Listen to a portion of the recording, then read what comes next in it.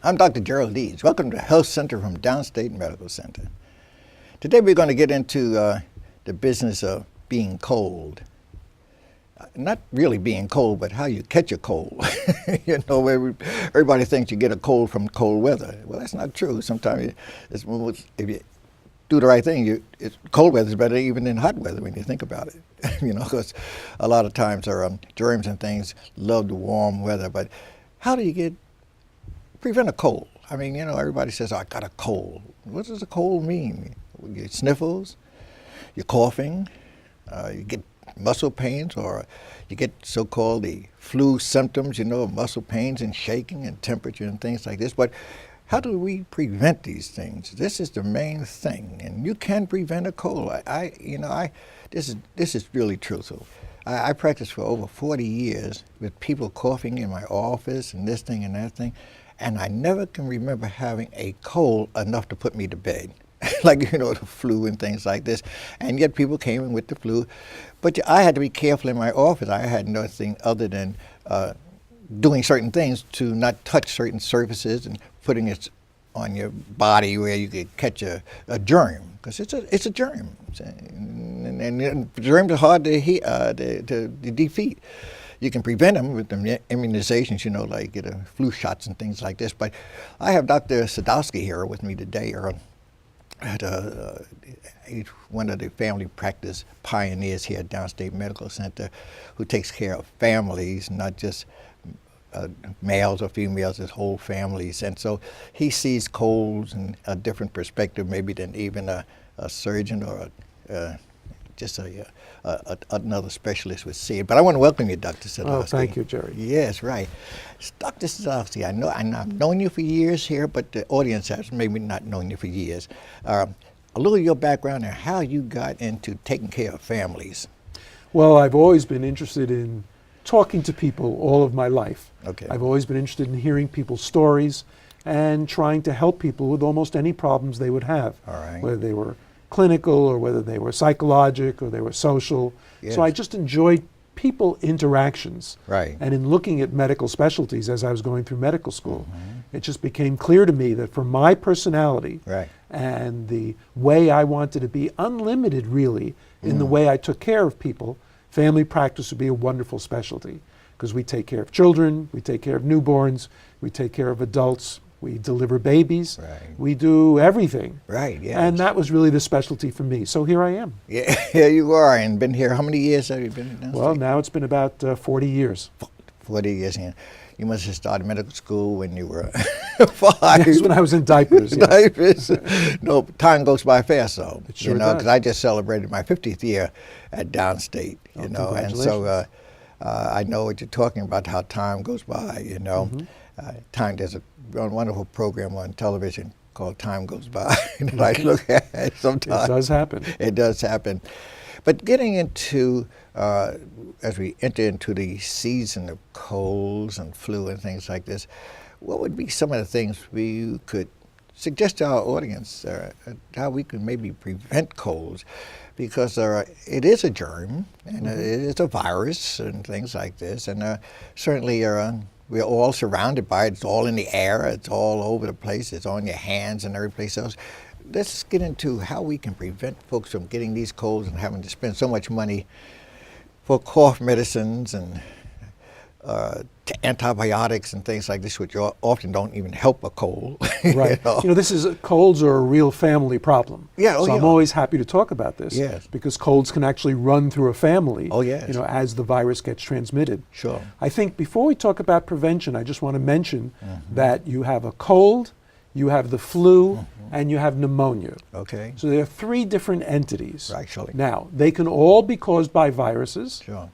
Pneumonia can sometimes be caused by bacteria. Okay. But colds and influenza, as I'm sure you know, are caused by viruses. Sure. There are hundreds of viruses that cause the common cold. Symptoms. And there are probably about 20 to 50 viruses that actually cause influenza. Right. Influenza being different from a cold in the sense that it's accompanied by higher fevers, muscle aches and pains, more fatigue, and a person is generally more sick with influenza. Right.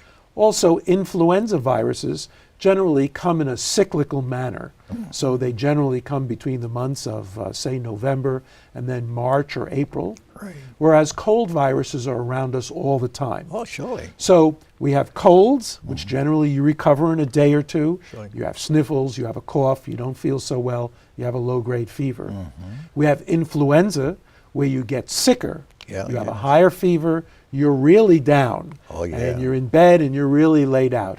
And then we have pneumonia, viral pneumonia or bacterial pneumonia, Sure. which is an actual infection of the lung tissue. Oh, yeah. And that can be devastating and even deadly for some of our patients. Of course. But people of all age get colds, Surely. so prevention is important for all ages. Of course. And you know what's really interesting is that these germs, they're there whether they're giving you something or not, whether whether your body is ready for it, because our immune system seems it's cyclical also. Our immune system is based upon things that can send out cells to attack any one of those things that you just spoke about. Right. You know, and keeping the immune, maybe talk about the immune system for a moment. Yeah, the immune system is one of the major defenses against getting a cold. There are other ways to defend ourselves, but this is an important way. So how can we keep our immune system strong? Right. We're starting to recognize that just generalized inflammation or infection in the body is very important and very detrimental or damaging to the immune system. Sure. So we all have to try and keep ourselves healthy. Right. So how do you do that? Well, try not to become overweight. Okay. Try and eat healthfully. Sure. Try and get some exercise. Right? Try and avoid being too close to other people who you may feel have viruses or colds that are going to infect you. Surely. Try and get good dental care, because we're starting to learn that the gums are a major source of inflammation Surely. that really impacts on the immune system of the entire body. Surely. So just keeping yourself healthy in the ways all of your listeners know is step number one Right, surely. in protecting your immune system.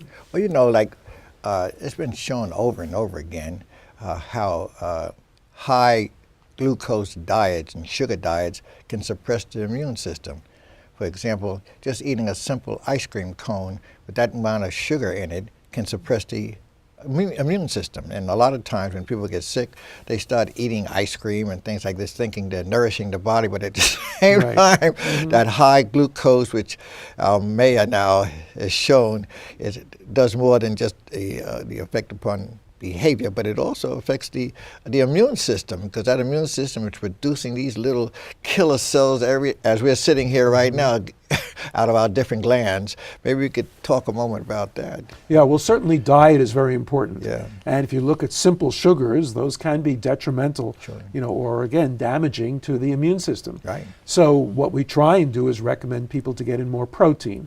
Protein is really the building block. It's Surely. the synthesis of how the body functions. Surely. But you should also need carbohydrates. Surely. You need something to burn so that you have some energy. Surely. So probably diets that are a little more loaded with protein, have an ordinary number of carbohydrates, and a little bit less fat and simple sugars are probably the most appropriate, to keep you healthy. Surely. But once again, watching your weight is important. Trying to keep your abdominal girth, Right, surely. down to Oh, a surely. reasonable amount. Surely. Trying to get some exercise Surely. in there is really important. So all of these lifestyle issues are very important. And we didn't even mention smoking. Oh, yeah. Oh, What boy. smoking can do to your immune system, Oh, yeah. as it cripples the defense mechanisms of your breathing tubes Sure. and of your lungs. Sure. So as soon as that virus comes floating along and gets into your nose or your mouth, right. because of the damaged protection mechanisms, Surely. it's much easier for you to develop a cold or or influenza. I wrote a paper not too long ago about flu. How flu, when it does come, how it can involve you from the standpoint of a low immune system. Alcohol, of course, lowers the immune system too. And if you get the flu, it will. We find out at Kings County Hospital, I went there, they did a study. If people came in with pneumonia and they've been an alcoholic, they could die with a simple pneumonia. Yes. And this was really something, because they were very frail. You could see they had been out doing all the negative things to the body and things like this. but they would die. No matter, even if you had penicillin, they would die, or the antibiotics, because the immune system still is the defense of the body. Right. Well, there are things we can do consciously, as we've just discussed, to protect the immune system, but the immune system is also impacted, as you mentioned, by external factors as well as internal factors. Surely. People who have diabetes yes. have poorer immune systems. Surely. People who are taking steroids or prednisone for one reason or another, may have a poor immune system. Surely. People who have cancer. Oh, yes. People who have HIV disease or especially HIV at the present time. So these people are all very susceptible to getting colds, influenza, pneumonia, and certainly it can be much more serious, in those particular people. Surely.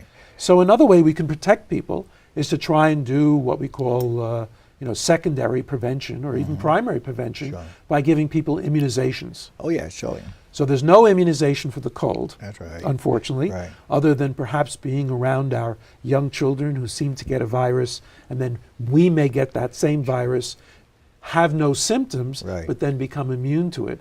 But we still have to be a little bit concerned when we're around somebody with a cold. Surely.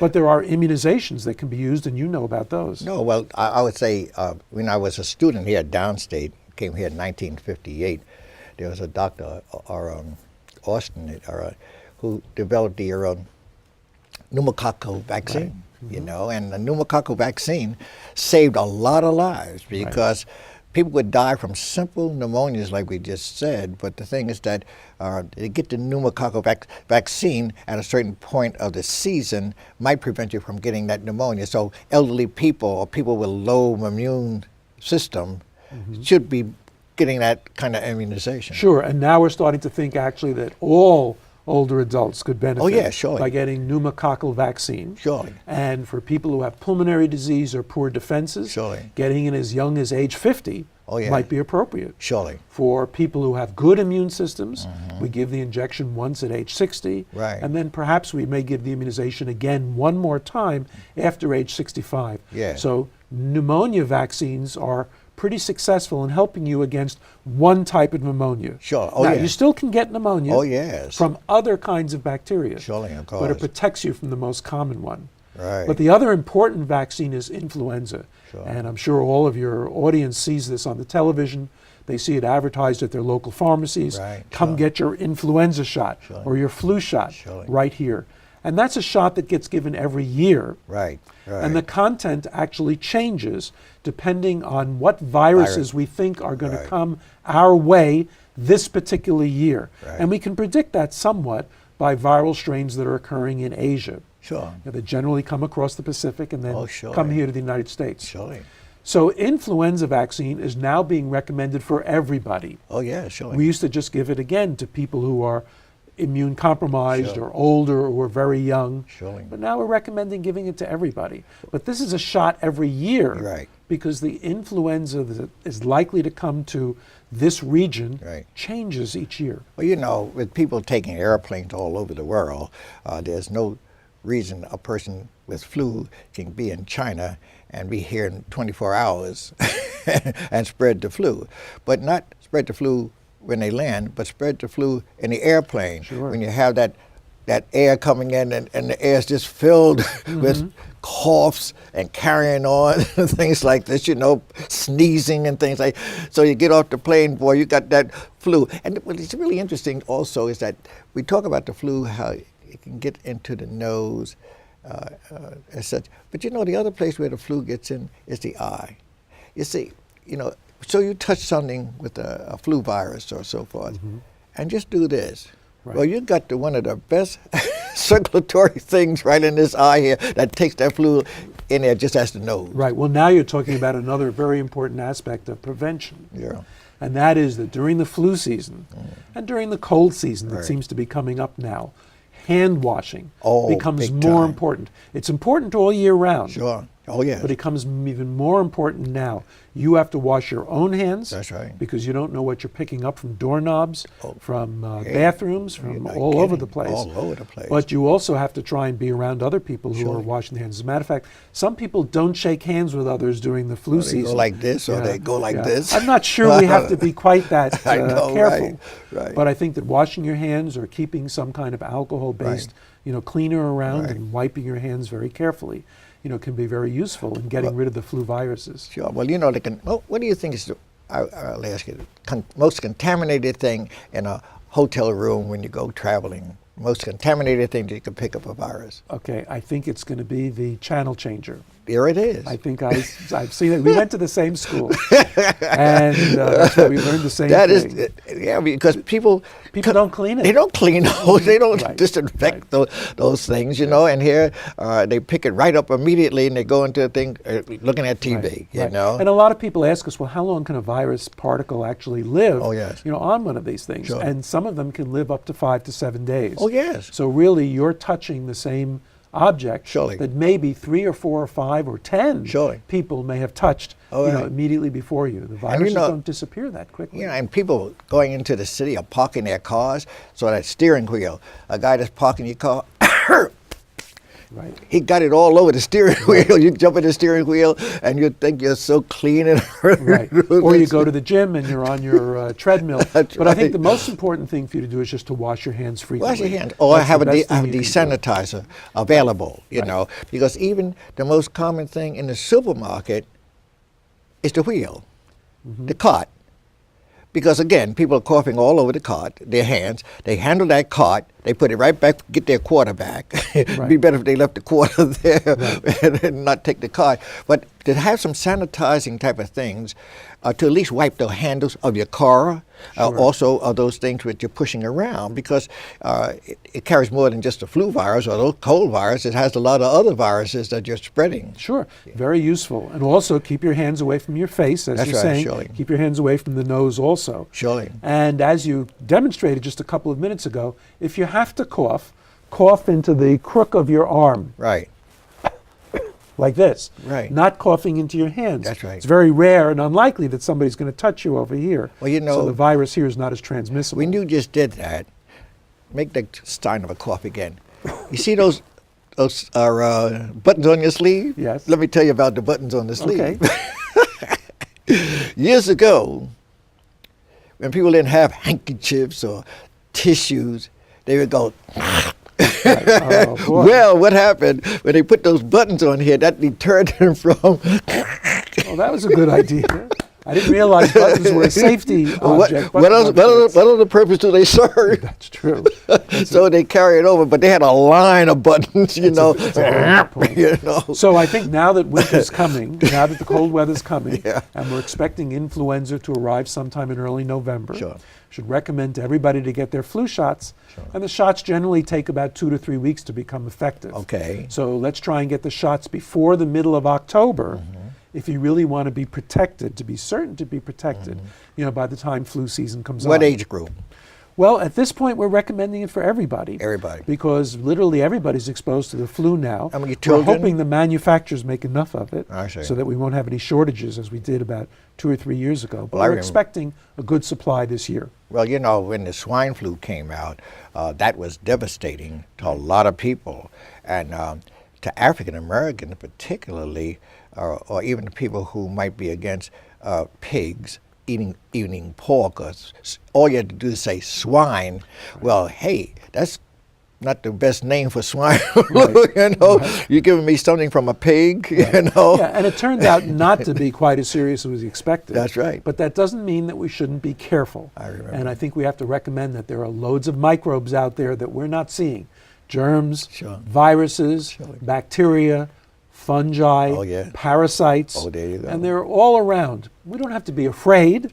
No. And we shouldn't become phobic or over-anxious about germs. Surely. But a certain amount of cleanliness is really very important, and you can really protect yourself and your family. Sure. And inappropriate use of antibiotics also, I think, is important, because basically a person thinks they can kill the germ, they want a shot from the doctor. Right. And doctors sometimes accommodate them, thinking that, this might help making them think that a shot of penicillin might help. Penicillin is dangerous, and all these antibiotics are dangerous, not only to having a shock, anaphylactic shock, where you could have your blood pressure fall down and you fall out, you know, but a lot of other things, taking inappropriately antibiotics. Right. Without a doubt, inappropriate antibiotics are very dangerous. They can be dangerous to specific organs, like the liver and the kidneys. But even more importantly, we have to remember that we also have some good bacteria in us. Oh, yes. And those bacteria are doing good things, mainly in the gut. In the gut. You know, but also somewhat in the nasal system and in the bronchial system also. And if you take too many antibiotics, you end up losing your good bacteria. That's right. And if you think you were in trouble before, if you lose your good bacteria, that brings on diarrhea, other kinds of bowel problems, irritable bowel issues, and all sorts of colitis and other remnants like that, and more vaginal infections in women and pelvic inflammatory disease. So antibiotics kill good bacteria as well as bad bacteria. So really talk to your doctor about antibiotics and find out the pros and cons before you accept a prescription. Well, you know, they were talking about autism in children, and where is this autism coming from?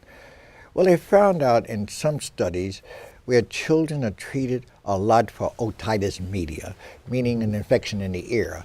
And by giving antibiotics over and over again where children get this ear infection, it interferes with the good bacteria in the gut.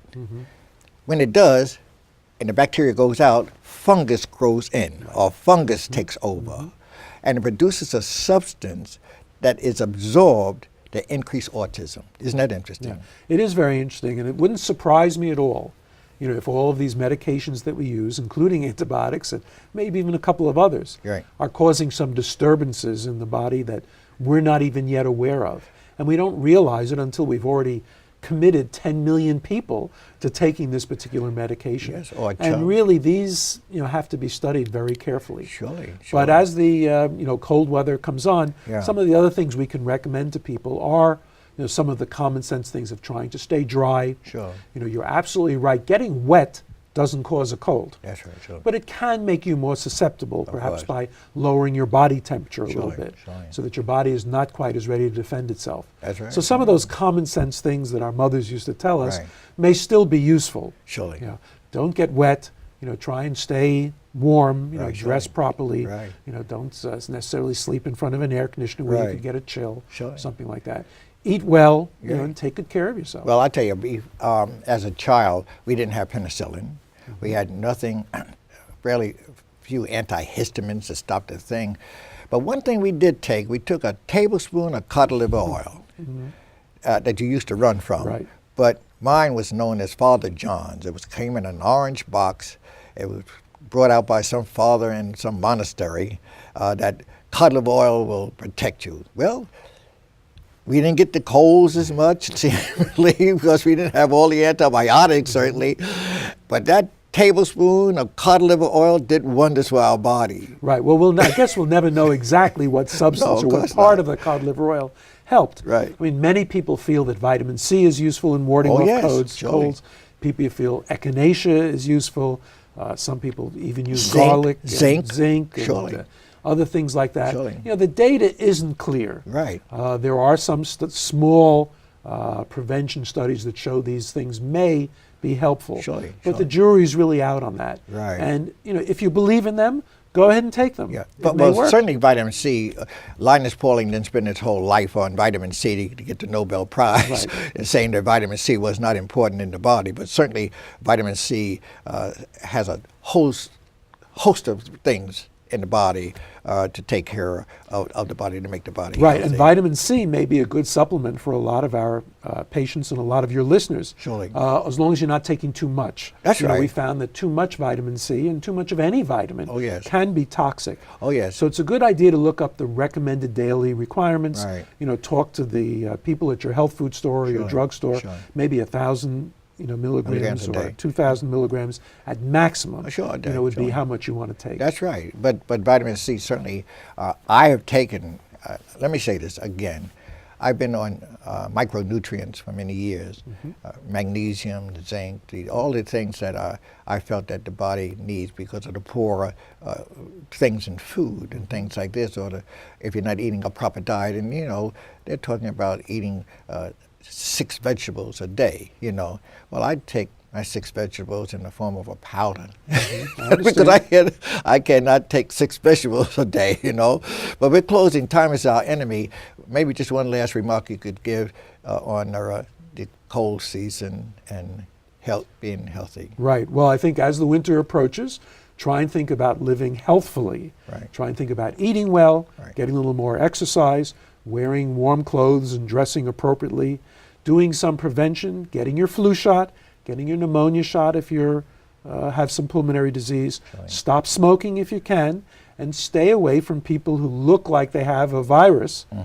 Try not to get any of these viral particles on your hands. That's right. Keep your hands washed well.